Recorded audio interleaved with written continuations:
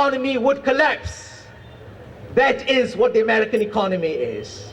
And we know that when a military power begins to embark upon one adventure after another, it is actually about to meet its doom, as the Roman Empire met its doom as a result of its military adventures. And we know that an empire is coming to an end when millions and millions of people in the world hate that empire, as millions and millions of people all over the world today hate the American empire and are prepared to resist it. From Brazil to Argentina to Palestine to Iraq to India and to Southeast Asia, people are prepared to resist the empire with their blood and their bodies. Friends, I want to conclude on this note.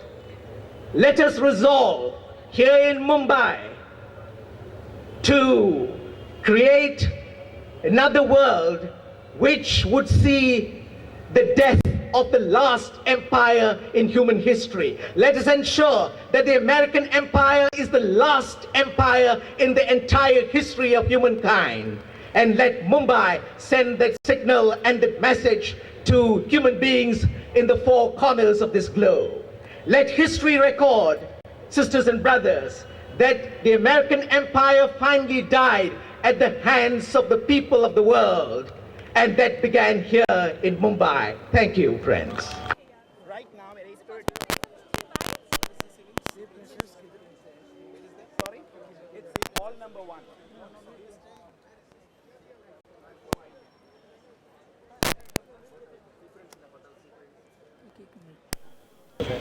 Okay, sir, will come.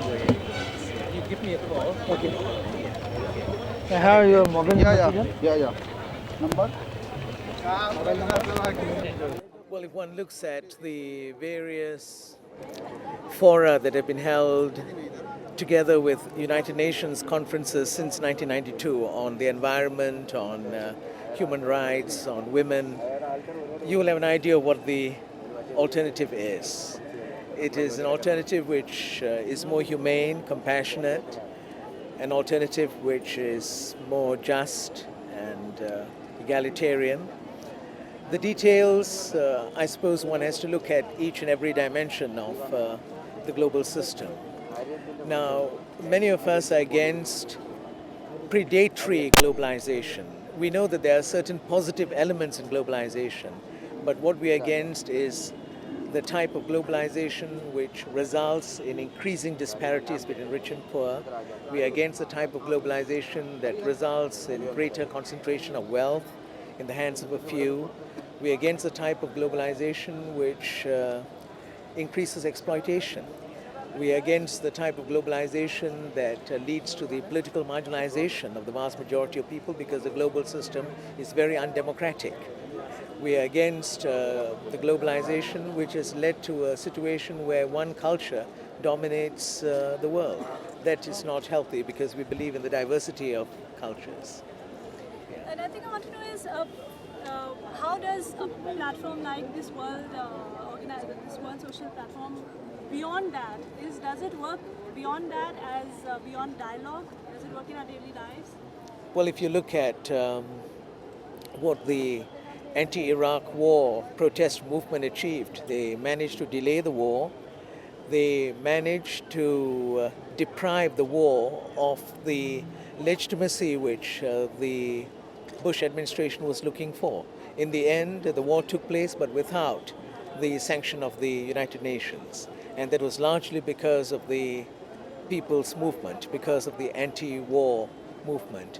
So this shows that there are things that we can achieve if we work together and if we act.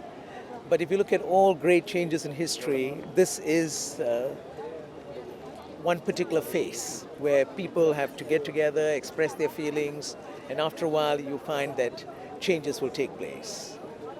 As far as this imperialist and capitalist globalization that we are talking about here, as far as Indonesia is concerned, Indonesia in particular and the world in general, how does it, what's the most hard-hitting impact of it in our daily lives, day-to-day life? Well, for the people of Indonesia, it was the financial crisis of 1998. And that crisis was caused largely by financial globalization, the opening up of borders without preparing people for the opening up of borders. So financial institutions could just move in, big banks could move in, and as a result of that, millions of people were impoverished. So Indonesians know what globalization is.